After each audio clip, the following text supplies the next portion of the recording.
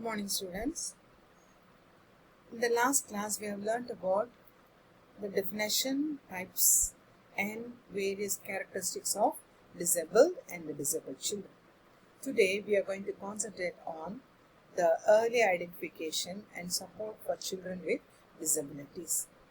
Before we go into detail, let us discuss how the child is different from each other. Every child in this world is unique, right? Because the developmental growth or the developmental pattern or the progress of each child is differ from one another.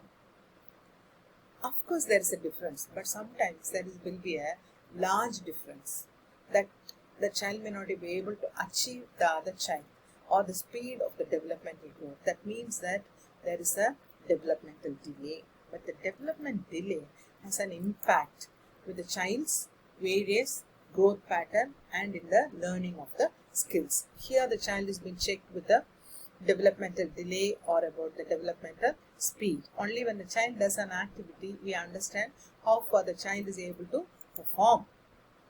Before we go into detail, let us know what is a disability. A disability means any inability of the child to adopt to a normal life.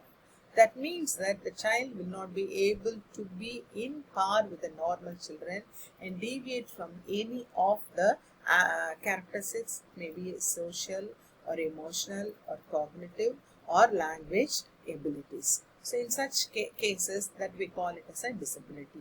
This disability prevents the child to perform the typical activities of the normal children. What are the causes for this kind of disability? The disability may be due to health condition, injuries, maternal nutrition, maternal care during pregnancy, developmental issues, malnutrition, environment, etc. and so on.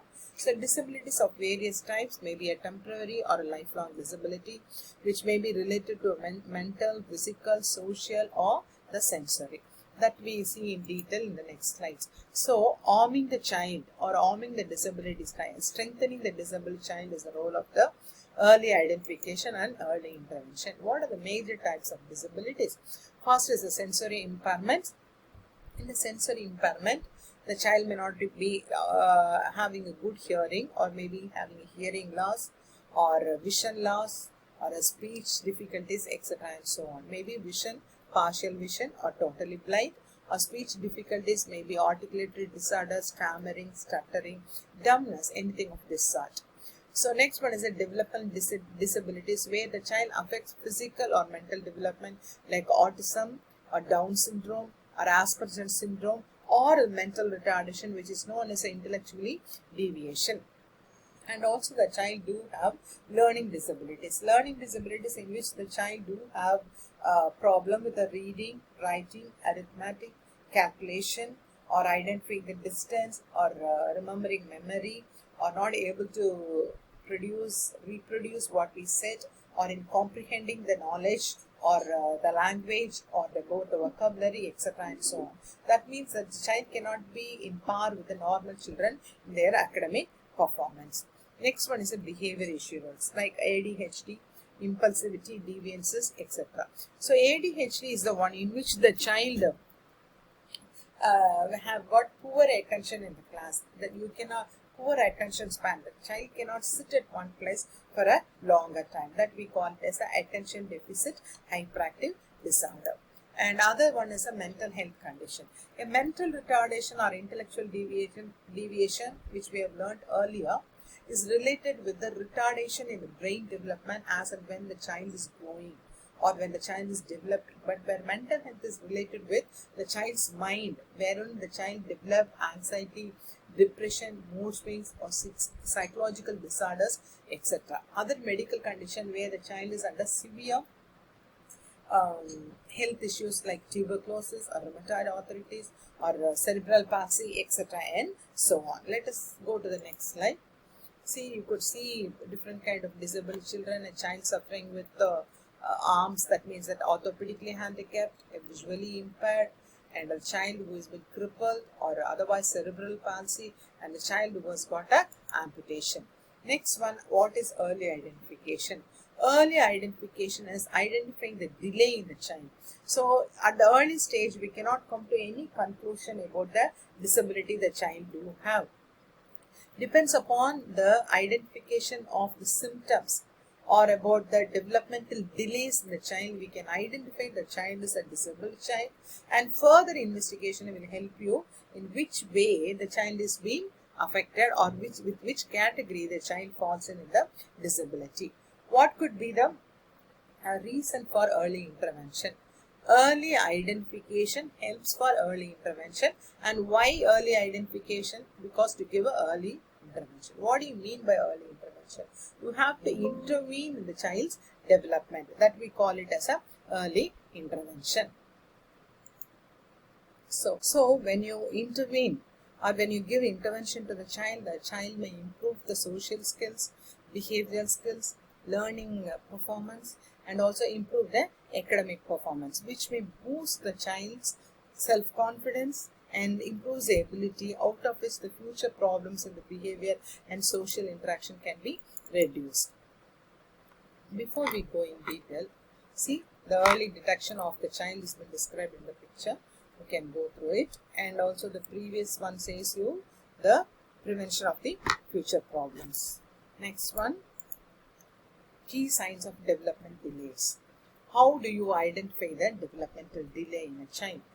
First point is that speech and language delays. The child may have difficulty in pronunciation, using the vocabulary, comprehending the vocabulary, or the child may not use much vocabulary or remember much vocabulary. That means that production of language is less. Next one, when the child go to a school, at the early stages, language establishment will be delayed, and in the school stage, the child do have difficulty in reading, writing, or in doing calculations or arithmetic, or remembering the number, or in an order sequence, etc. and so on. And also the child do have cognitive delays, wherein the child have difficulty with memory, comprehension, understanding the basic concepts, rational thinking, reasoning ability, identification, etc. and so on. And next one is a motor delay. The child do have a problem in coordination, maybe eye-hand coordination, or both hand and leg coordination, or about keeping himself balanced, or manipulating the small object, etc. and so on. The child may not be able to handle the object, for example, throwing the ball quickly compared to the other children, holding the ball, or having the balance in holding the ball, or hopping, or jumping, or skipping, whatever it could be of. The next one, also the child do have problems with the social behavior, difficulty in interaction, or if at all in the team, easily get frustrated or depression, or sometimes having impulse behavior, not able to tolerate or not able to wait for his turn, etc. and so on. So the picture explains about the child who has got a developmental delay. You could see the child has got a poor balance. Next one is the strategies for early identification. How do you identify the children?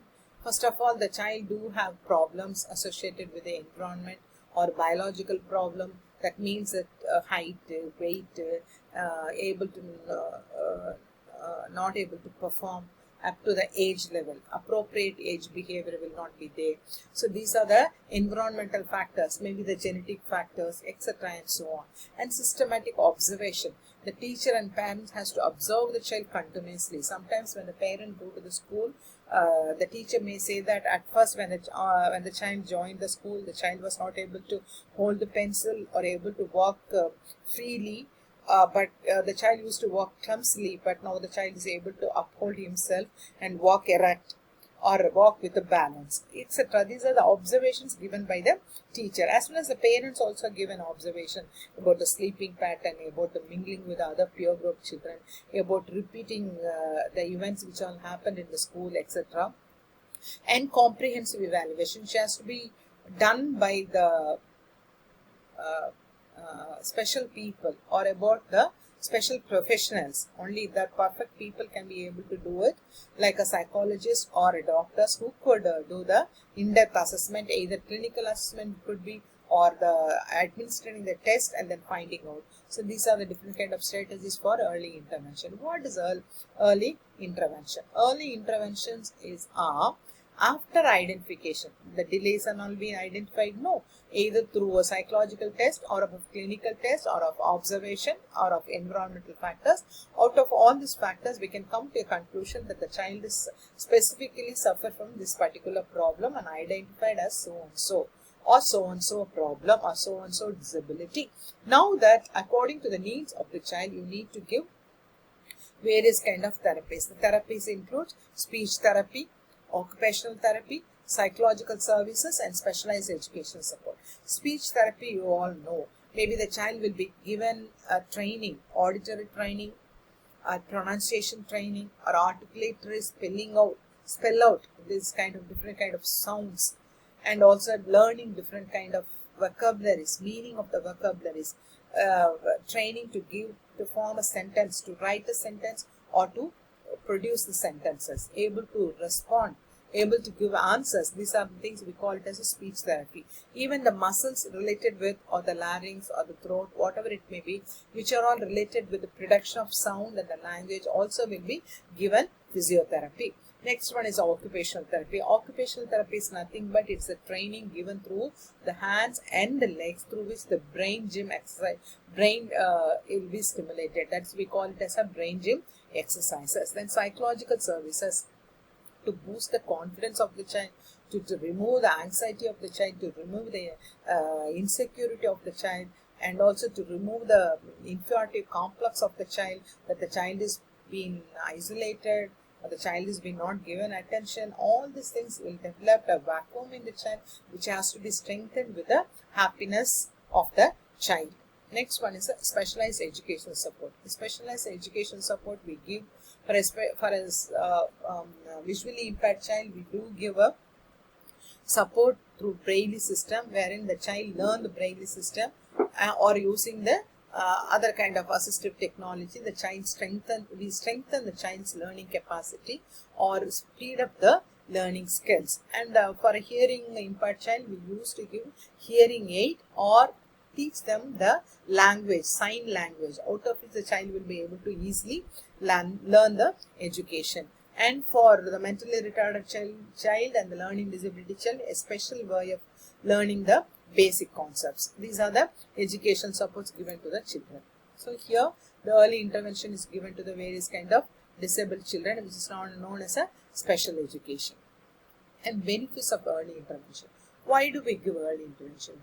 Earlier the intervention, better the results, or better the improvements, or prevents the future problems, which may improve the development of the child, especially in the educational progress, behavioral problems, attention deficit problems, or the impulsivity problems, or better social integration. More and more the child mingles with the normal children, better the results are. The child learns to have a better life skill development. The next one is the cost savings. Cost savings, it reduces the future need of the mother. So because sometimes when the problem is worse, treating the children or taking care of those children at the later stage is also very difficult. So that has to be prevented, for which early intervention helps. Characteristics of early intervention. It can be given through to a family, or developmentally upward. For example, a family, the mother or the sibling or the grandma can be oriented with the needs of the child. What exactly happening to the child, and what exactly we have to do to fulfill the need of the children, or to influence the development of the children. Where we do stand and where do we do the other special child stands. This kind of orientation, and how the mentally the family could be strengthened. These are all the family orientation intervention. And developmentally appropriate. There are the child, everyone we know, this is the characteristics of the child, and this is the need of the child. So tailor-made programs can be important to the child. Maybe an occupational therapy, maybe a speech therapy, maybe a social therapy. Ready-madely we can give to the children these kind of things, for which we have to get ready with that. The next one is a focus. Each child should be focused. The child should be developed a very new kind of skills, whatever the skills that the child required to adopt to a normal life, all the skills will be taught to the child. Maybe the vocational training, maybe the some kind of basic concepts of skills for which through which the child